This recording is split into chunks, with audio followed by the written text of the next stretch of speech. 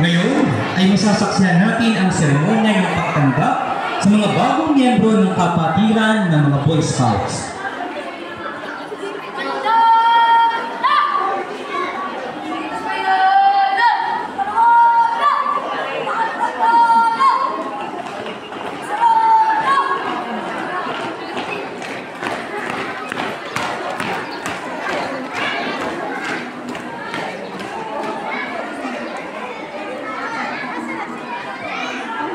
Ang Scouting sa Pilipinas ay binubuo ng 5 programa. Ang Kids Scouting, Cub Scouting, Boy Scout, Senior Scout, at Rover Scouting.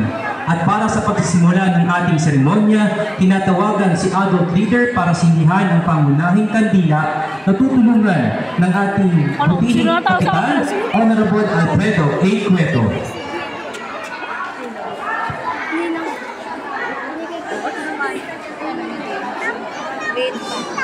Mamaya na nga.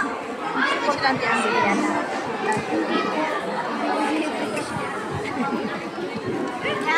Alam ko sa kanyang mama.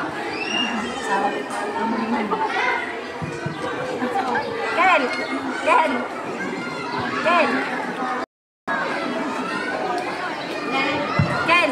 Sabi niya, atas siyang Ken. Hindi ako pwedeng nina. Kumari ko na yan. Hindi ako bigay ninang wingay. Bigay ako ninang try. Ayun, ayun. Mas kapali. Pag-uwi daw na ninang. Pag-uwi pa. Lalo ka ay. Bigay ako ninang try. Ninang wingay. Wala pa. Ang kandila kanyang sinundihan ang siyang sumasagisag sa tunay na diwa ng Scouting. Dapat manatili ang liwanag nito upang magbigay init sa puso at damdamin ng bawat isa. Ang mga Scout saan mang panig ng mundo ay namumuhay sa isang pamantayan, ang pangako ng isang Scout. Ang pangako ng Scout ay tumutukoy sa 3 tungkulin na dapat isabuhay ng isang nagnanais na maging kasapi ng kapatiran. Atin ngayong ilawan ang 3 kandilang sumisimbolo sa 3 tungkulin ng isang Scout.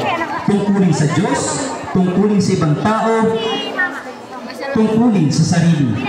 Ngayon naman po ay para tulungan ng ating mga batang Scout na sindihan ang 3 pangunahing kandila. Tinatawagan po ang kinatawan mula sa TLC Farm, Konsihal Rick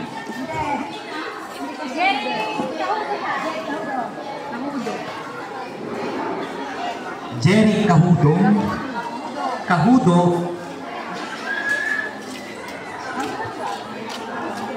Masang kasi yun yung sinawa na. Ako lagi na talaga siya sa wing.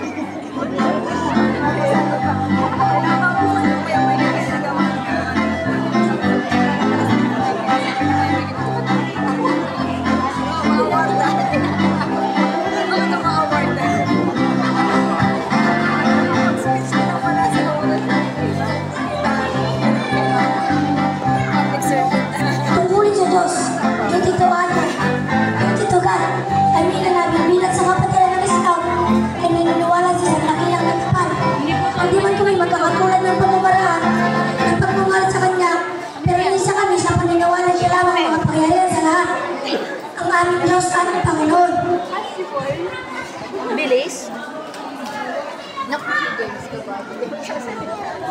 para sindihan ang 2 kandila, Konsihal Sani Cueto.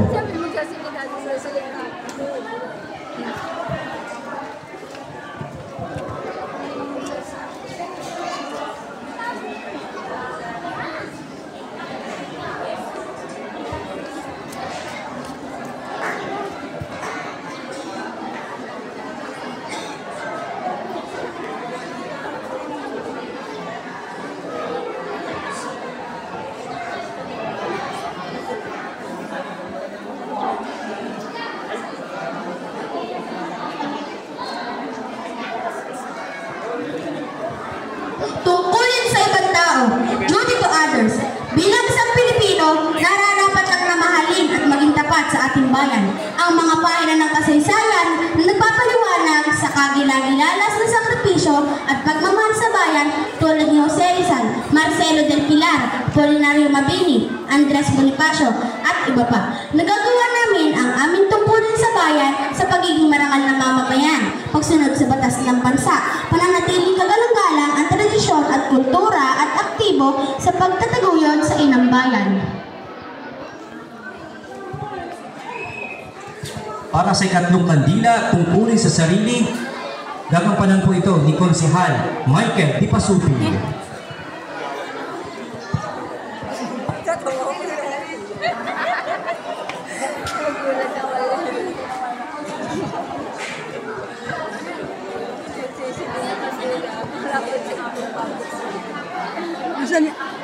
Nasaan nila?